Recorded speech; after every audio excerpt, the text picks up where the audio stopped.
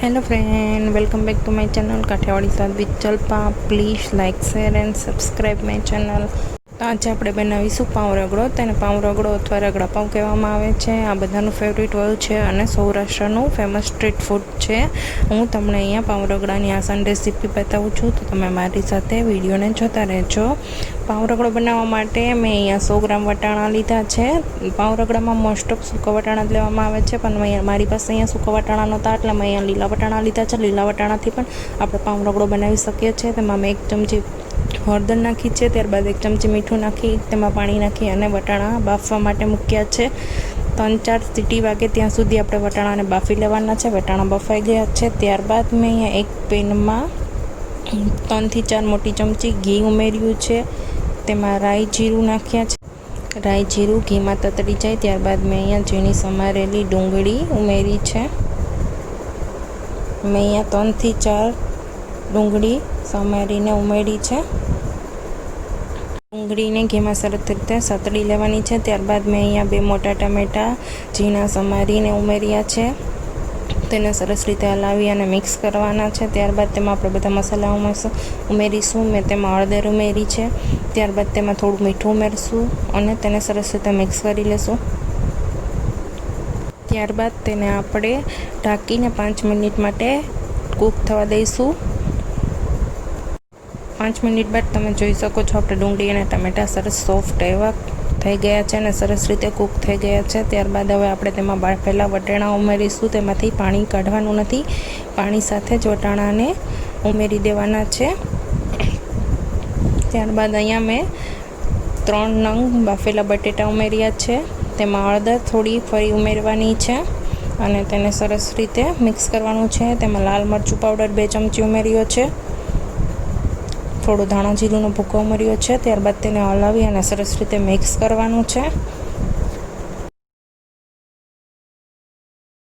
તેને સરસ રીતે મિક્સ કરી અને ઢાંકીને 5 થી 7 મિનિટ માટે કૂક કરવાનું છે। 5 થી 7 મિનિટ થઈ ગયા બાદ આપણે ફરી તેને ચેક કરવાનું છે। થોડો એવો રસો રાખવાનો છે અને તેમાં ગરમ મસાલો ઉમેરવાનો છે। ગરમ મસાલો ઉમેરી તેમાં થોડું જીરું પાવડર ઉમેરવાનું છે અને કિચન કિંગ મસાલો ઉમેરી તેને સરસ રીતે મિક્સ કરી અને હલાવી લેવાનું છે। ત્યારબાદ તેમાં 1 લીંબુનો રસ ઉમેરવાનો છે। જો તમને ખાટું પસંદ હોય તો વધારે લીંબુ ઉમેરી શકો છો અથવા તો 1 જ લીંબુ ઉમેરી શકો છો।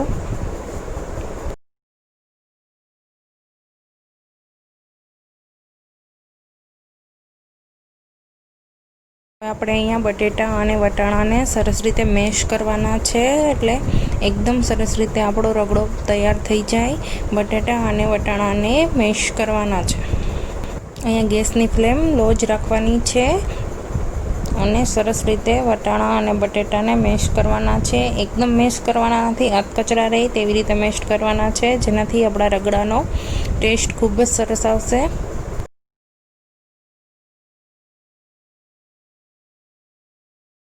વટાણા અને બટેટાને મેશ કર્યા બાદ તેમાં અડધો ગ્લાસ પાણી ઉમેરવાનું છે અને સરસ રીતે મિક્સ કરવાનું છે। જો તમારે જે રીતે રસો રાખવો હોય, વધારે રસો રાખવો હોય તો 1 ગ્લાસ પાણી ઉમેરવાનું છે અને ઓછો રસો રાખવો હોય તો અડધો ગ્લાસ પાણી ઉમેરવાનું છે। ત્યારબાદ ફરી તેને થોડું એવું મેશ કરી લેવાનું છે।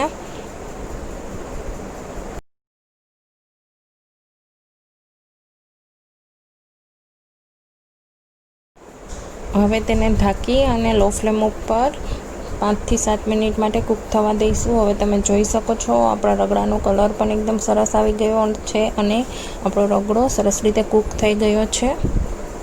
હવે તેને હલાવી અને તેમાં સમારેલી કોથમીર ઉમેરશું।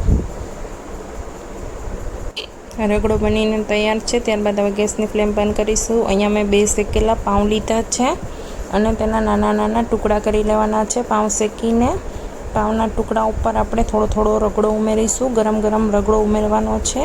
પાઉંના ટુકડાઓ એકદમ બધી રીતે બધા ટુકડા ઉપર પાઉં ઉપર રગડો ઉમેરવાનો છે। જો તમને મારી રેસીપી સરસ લાગી હોય તો મારા વિડીયોને જરૂર લાઈક કરજો અને તમે આજે મારી ચેનલને સબસ્ક્રાઈબ ના કરી હોય તો મારી ચેનલને જરૂર સબસ્ક્રાઈબ કરજો। પાઉં ઉપર રગડો ઉમેરી ત્યારબાદ તેમાં ઝીણી સમારેલી ડુંગળી ઉમેરશું। ત્યારબાદ ઝીણા સમારેલા ટમેટાને ઉમેરી દઈશું। ત્યારબાદ તેમાં કોથમીર ઉમેરશું। દાડમના દાણા ઉમેરીશું અને સેવ ઉપરથી ઉમેરીશું. ત્યારબાદ મેં અહીંયા કોથમીર અને લાલ મરચાંની ચટણી બનાવી છે તે થોડી ઉમેરીશું. જો તમે વધારે તીખું ખાતા હો તો વધારે ચટણી ઉમેરવાની છે, બાકી થોડી ચટણી ઉમેરવાની છે. તો આપણો પાવ રગડો સરસ રીતે બનીને તૈયાર છે. પાવ રગડાને જોઈને જ ખાવાનું મન થઈ ગયું અને મોઢામાં પાણી આવી ગયા. તો તમને મારો વિડીયો પસંદ આવ્યો હોય તો તેને જોઈ અને એકવાર આ રેસીપી જરૂર ટ્રાય કરજો. પાવ રગડો નાનાથી લઈને મોટાને બધીને પસંદ આવે છે. જો તમને મારો વિડીયો પસંદ આવ્યો હોય તો મારા વિડીયોને જરૂર વધારે શેર કરજો અને મારા વિડીયોને લાઈક કરજો અને મારી ચેનલને સબસ્ક્રાઈબ કરજો.